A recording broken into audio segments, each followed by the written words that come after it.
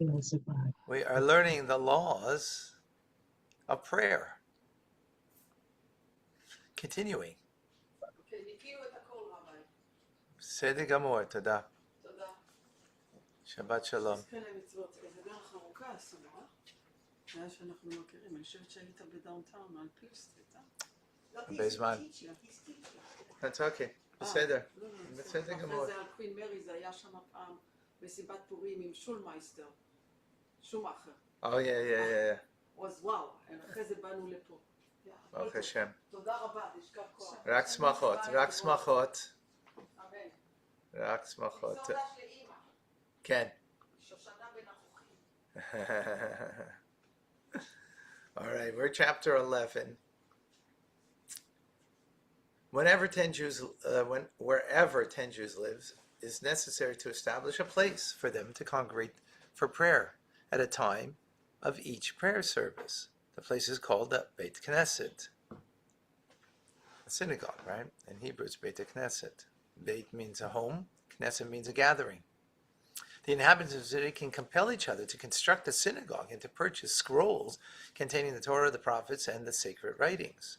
When a synagogue is built, it should be built only at the highest point of the city, as implied by, she cries at the head of the public places. It should be built so that the height exceeds that of all other buildings in the city, as implied by, to lift up the house of our God.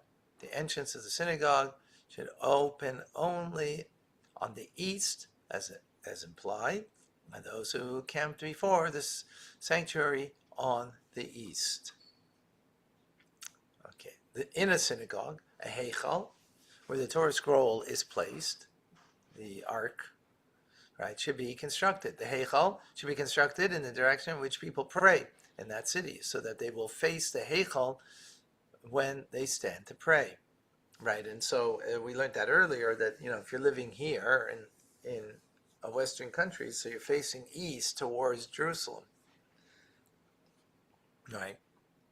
If you're in Jerusalem, you're facing to Temple Mount. If you're in Temple Mount, you're facing the Holy of Holies, ultimately, right? A platform is placed in the center of the hall so that the one who reads the Torah or the one who gives a sermon can stand on it so that all others will hear him.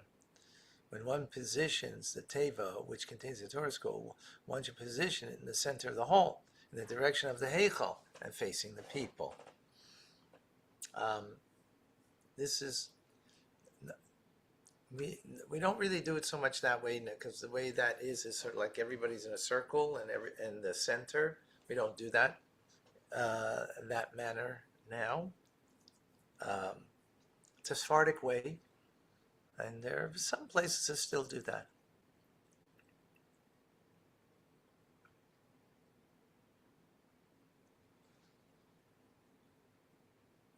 How do the people sit in the synagogue? The elders sit facing the people with their backs towards the heichal.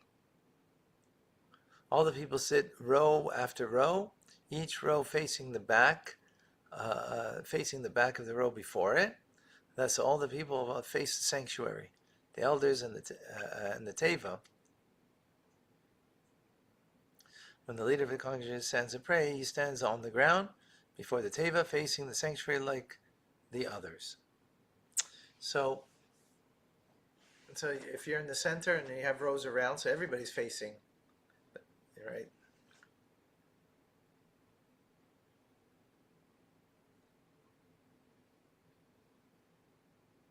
So everybody, will face. Okay, synagogues, number 5,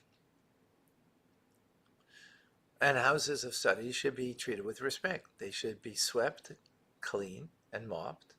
All the Jews in Spain and the West, Babylonia, and Eretz Israel, they are accustomed to light lamps in the synagogue and spread mats over the floor to sit on. The European communities, they sit on chairs. No lightheartedness, jests, frivolity, the idle conversation should be seen in a synagogue. We may not eat or drink inside the synagogue, nor use the synagogue for our benefit, nor stroll inside one. On a sunny day, one should not enter the synagogue to seek shade from the sun. On a rainy day, one should not enter the synagogue to seek shelter from the rain. However, the sages and their students are permitted to eat and drink in synagogue because difficulty of observing the prohibition would cause them. Because they're learning a whole day, so therefore, they're sitting and learning, so therefore they're able to. But the people just come there to pray, they're not allowed to. Now, when it says here you don't use the synagogue, like if it's raining outside, that means the sanctuary itself. Right? Back then, it was just a one-room sanctuary, and therefore, when you walked in, you came right into the sanctuary. Today, in a synagogue, you're coming into the lobby, and it might be many rooms that you can get to before you get to the sanctuary. That would be permissible. Here we're talking about, excuse me. Here we're talking about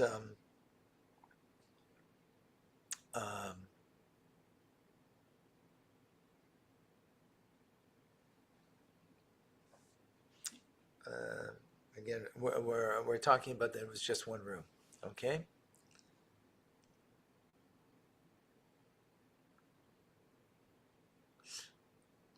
Okay, number 7. It is forbidden to calculate accounts in a synagogue unless the accounts are connected with a mitzvah, for example, to collect charity, redemption of captives, or the like. Similar, eulogy should not be recited inside them, except a eulogy that involves many of the inhabitants of the city. For example, if there were a eulogy for a great sage, of great sages of that city, for which the people would gather together and come. Okay, I gotta stop here.